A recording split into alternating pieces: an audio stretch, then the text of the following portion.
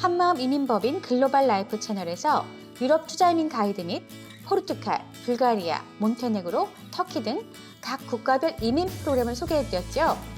90만 달러로 인상된 미국 투자이민과 2023년까지 중단될 것이라고 발표된 캐나다 투자이민의 대안으로 유럽 투자이민에 대한 관심이 높아지고 있는데요. 오늘은 지중해 동부에 위치한 아름다운 섬 키프로스에 대해 소개해드리겠습니다. 그리스식 명칭 키프로스, 영어식 명칭 사이프러스. 지중해 동부에 있는 이 작은 섬은 연중 온화한 날씨와 아름다운 풍경, 풍부한 역사적 유적이 가득하며 매년 많은 관광객들이 찾고 있습니다. 아울러 한반도처럼 남북으로 나뉘어져 있는 역사적 아픔을 지닌 곳이기도 합니다. 2004년 EU에 가입한 유럽 연합국가이며 면적은 9,250만 제곱킬로미터로 경기도 면적과 비슷합니다. 인구는 120만 명인데 그리스계가 77%, 터키계가 18%, 영국계가 5%를 차지하고 있습니다.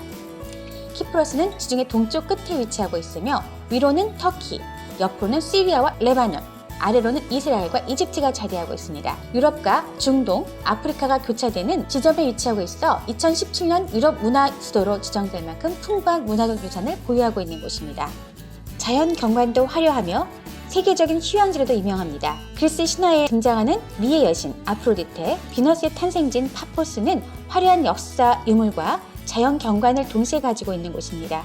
로마의 황제 안토니우스가 클레오파트라와 결혼하면서 이 아름다운 섬을 선물로 줬다고 전해지기도 합니다. 키프로스가 얼마나 아름다운 섬인지는 역사적 맥락을 보더라도 알 수 있지요.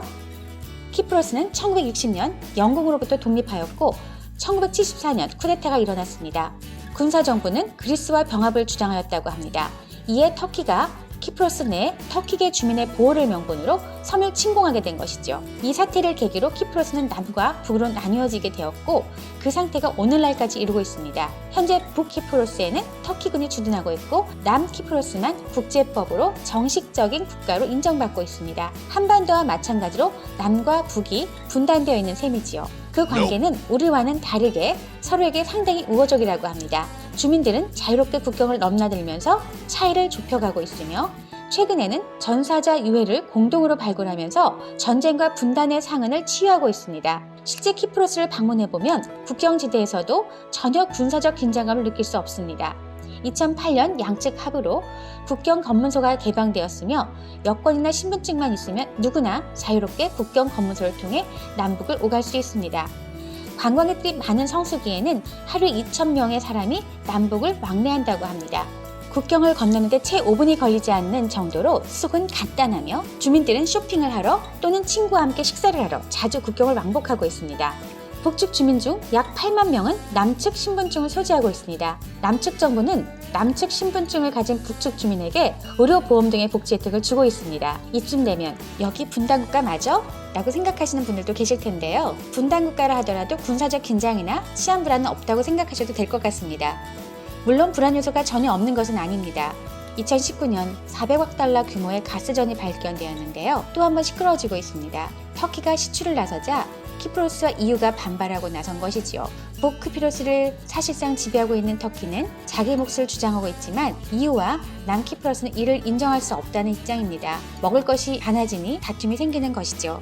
최근 에릭 슈미트 전 구글 회장이 키프로스 시민권을 취득했다는 보도가 있었죠. 아시아 최고의 여성 부자로 알려진 컨트리 가든의 대주주 양 후이엔 역시 키프로스 시민권을 얻었다는 보도가 있었습니다. 키프로스 시민권은 황금 여권으로 불리며 전 세계 기업인들과 정치인들에게 인기가 높다고 합니다.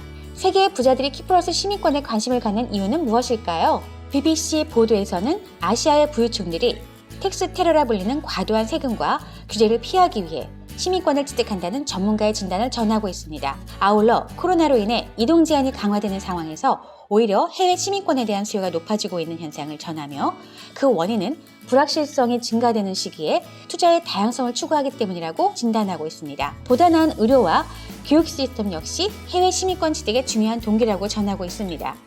실제로 키프로스는 상속세와 증여세가 없습니다. 법인세 역시 12.5%로 세계 최저 수준입니다. 글로벌 마켓을 대상으로 보다 공격적으로 사업과 자산을 확장하고자 하는 분들이 키프로스 시민권에 관심을 갖는 이유입니다. 이 외에도 안전한 치안과 우수한 복지 및 의료 시스템은 키프로스 이민의 큰 장점입니다. 주 신청자와 배우자 및 자녀 외에 부모님까지 3세대가 동시에 이민 갈 수 있다는 장점도 있습니다. 키플러스는 영주권 프로그램을 운영합니다. 30만 유로 이상의 거주용 또는 비거주용 부동산을 구매하는 방법입니다. 부동산 구매가 아닌 다른 옵션도 있습니다. 키플러스 내 사업체 또는 지정단체에 투자하는 옵션입니다. 영주권 신청을 위해서는 EU 시민권자가 아닌 18세 이상의 성인이어야 합니다. 일정 수준 이상의 소득을 증명해야 합니다. 범죄 기록이 없어야 합니다. 마지막으로 신체 검사를 통과해야 합니다. 키플러스 영주권은 배우자와 18세 미만의 자녀 및 양가 부모님까지 동반으로 신청할 수 있습니다. 18세 이상의 자녀라도 25세가 넘지 않고 경제적으로 독립하지 않은 경우라면 동반이 가능합니다. 대학 재학 중이라면 당연히 가능하겠죠? 키플러스 시민권 취득 프로그램 조건은 다음과 같습니다. 첫째, 200만 유로 이상의 부동산을 구매합니다. 상업용 부동산에 투자하는 경우 50만 유로의 거주용 부동산을 추가로 구입해야 하며 부모님을 동반하는 경우는 기본 조건 외에 추가로 50만 유로의 부동산을 구매해야 합니다. 둘째, 정부에 15만 유로를 기부합니다. 시민권을 위해 구매한 부동산은 5년 후에 판매가 가능하지만 50만 유로의 부동산은 시민권을 유지하는 동안 계속 보유해야 합니다. 앞서 세 개의 부호들이 키플러스 시민권을 많이 취득한다고 말씀드렸죠? 그래서일까요? 키플러스 정관계 인사들이 시민권 발급과 관련하여 부정행위가 있었다는 보도로 인해 현재 시민권 프로그램 운영이 잠정 중단된 상황입니다. 한마음에서는 이민 관련 속보들을 빠르게 전달해드리고 있습니다. 키플러스 시민권 재개 소식 역시 발표되는 대로 여러분께 전달해드리도록 하겠습니다. 지난 25년 동안 해외 이주 및 투자 이민에 관심 있는 분들을 위한 전문적인 파트너로 내사 성실성의껏 도와온 한마음이민법인은 유럽 투자 이민에 있어서도 가장 믿음직한 파트너입니다. 유럽 진출을 계획하시는 분들은 한마음으로 연락주세요. 끝으로 제가 최근 재밌게 본 유튜브 영상 하나를 소개해드리려고 해요. 리투아니아의 여행 유튜버가 소개한 키플러스에서 하지 말아야 할 10가지라는 영상입니다. 제목은 심각해 보이지만 내용은 전혀 그렇지 않습니다. 다만 여행 목적이든 영주권이나 시민권을 위한 사전 답사 목적이든 키플러스 방문을 계획하시는 분들은 방문 전에 한번 보시면 좋을 것 같아서 추천드립니다.